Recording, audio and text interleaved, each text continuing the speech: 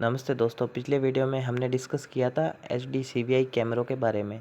तो आज हम डिस्कस करेंगे IP कैमरों के बारे में और उसके सेटअप के क्या क्या एक्सेसरीज की रिक्वायरमेंट होती है उसके बारे में। तो ये हमारे IP कैमरे हैं, इसका मॉडल हम आपको दिखाएंगे। तो सबसे पहले हम देखते हैं NVR को। तो ये दोस्तों NVR है। NVR का मतलब होता है नेटवर्क वीडियो रिकॉर्डर और DVR का मतलब होता है डिजिटल वीडियो रिकॉर्डर। हमारे DVR में डिजिटली सिग्नल रिसीव होता है और इसमें नेटवर्क वीडियो रिकॉर्डर में एक अपने आप में कह सकते हैं कि कैमरे का खुद का एक DVR की तरह पूरा का पूरा फंक्शन होता है। तो कैमरा अपने सिग्नल को एनालॉग बना करके NVR को देता है। तो ये आप देख सकते हैं, इस पर सारी की सारी जानकारी लिखी हुई मिलेगी आपको, इसके फंक्शन वगैरह जो भी हैं। प्लस एक्विज़न अपने आप में एक बहुत ही बड़ा ब्रांड है। इसमें आपको फैसिलिटी भी बहुत ज़्यादा मिलती है। इसका ह्यूमन डिटेक्शन और व्हीकल डिटेक्शन हम कह सकते हैं कि जो मार्केट में नॉर्मली अवेलेबल है, किसी भी कंपनी का नाम नहीं लूँगा मैं, उनसे बहुत ही अच्छा है और इसकी प्राइस के अकॉर्डिंग वो हमें सस्ता भी पड़ता है। तो दोस्तों, जिस तरीके से हमें अलग अलग मेगापिक्सल के कैमरों के लिए DVR में अलग अलग मेगापिक्सल की रिक्वायरमेंट होती है, उस तरीके से हमें NVR में नहीं होती। ये NVR हर एक मेगापिक्सल के लिए सेम ही काम कर सकता है।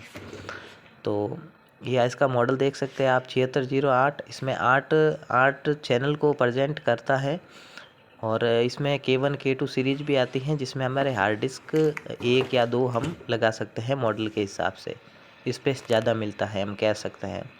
तो सबसे पहले इसके अंदर रिकॉर्डिंग कितने दिन की रखनी है, उसके हिसाब से हम इसमें हार्ड डिस्क लगाएंगे। तो हमें हार्ड डिस्क की ज़रूरत पड़ेगी दोस्तों। तो कम से कम इसमें 3 TB की लगाएंगे तो हमें अच्छा स्पेस मिल जाएगा। ये POE स्विच है। ये कैमरे कनेक्ट करने के लिए हमें इस POE स्विच की रिक्वायरमेंट होती है। POE का मतलब होता है पावर और इथरनेट। तो कैमरों को पावर की भी रिक्वायरमेंट होती है और डेटा की भी ट्रांसफ़र के लिए रिक्वायरमेंट होती है। तो ये सिंगल केबल से डेटा ट्रांसफ़र करते हैं। ये हमारे 2 मेगापिक्सल का है। इसका मॉडल ये है, 4 mm का लेंस लगा है इसमें। और ये देख सकते हैं आप, ये हाइब्रिड कैमरा है। ये डे नाइट ऑटोमेटिक लाइट वाला है, जिसमें इसमें मोशन के साथ में लाइट ऑन हो जाती है नाइट में। और ये हमारे 4 मेगापिक्सल का है। मॉडल आप देख सकते हैं, इसका लेंस भी 4 mm का है। 4 MP लिखा हुआ है। तो ये 4 कैमरे हैं हमारे पास। ये हमारे 8 चैनल का है। तो इस तरीके से आप इसमें 8 कैमरे अपनी रिक्वायरमेंट के हिसाब से लगा सकते हैं।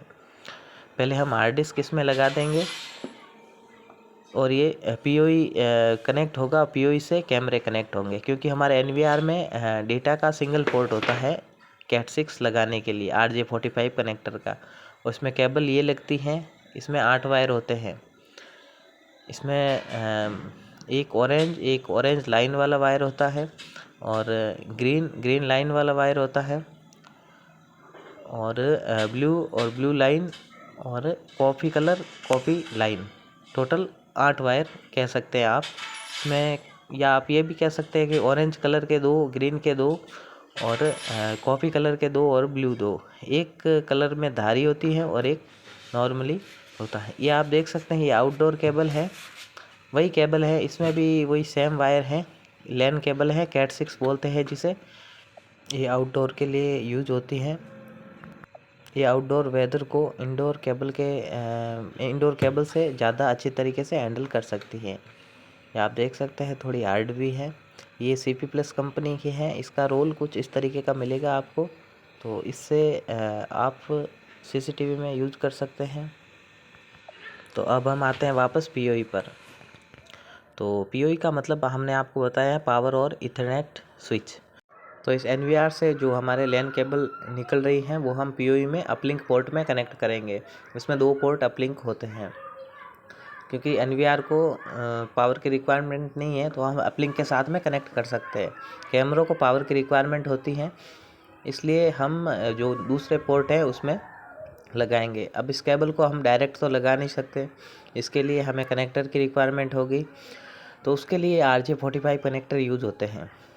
ये कुछ इस तरीके के आते हैं, आपको दिखा देते हैं। इसे हम RJ45 कनेक्टर बोलते हैं। ये टेलीफोन में RJ11 यूज होता है, उस तरीके से हमारे कैमरों में और इंटरनेट के लिए RJ45 कनेक्टर यूज़ करते हैं हम लोग, जो कि इसमें आगे की तरफ लग जाता है। उसके लिए हमें एक RJ45 क्रिम्पर की रिक्वायरमेंट होती है। तो अब इसको रख देते हैं हम साइड में। तो दोस्तों, इस सेटअप को हम मोबाइल पर भी देख सकते हैं। उसके लिए इसका एक एप्लीकेशन आता है, हैक कनेक्ट, और अभी तो बहुत सारे अवेलेबल हैं प्ले स्टोर पर, हाईलुक वगैरह, इसके ज़रिए हम देख सकते हैं।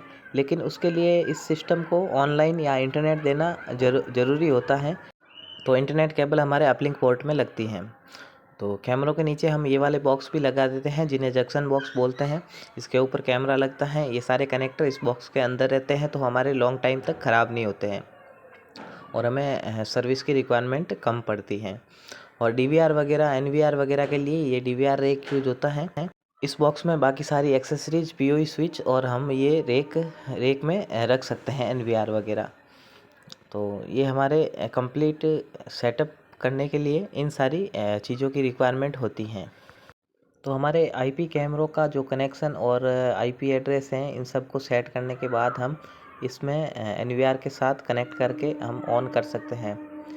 इसमें काम करने के लिए थोड़ा प्रोफेशनल होना ज़रूरी होता है, क्योंकि इसमें बहुत बार IP एड्रेस की समस्या आती है।